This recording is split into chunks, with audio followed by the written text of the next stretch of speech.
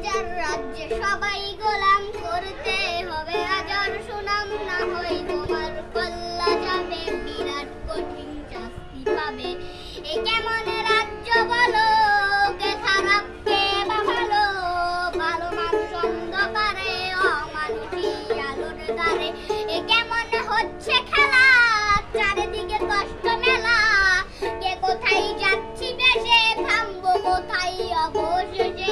তুমি ভালোভাবে বাঁচতে চাবে, তবে তোমার শাস্তি হবে।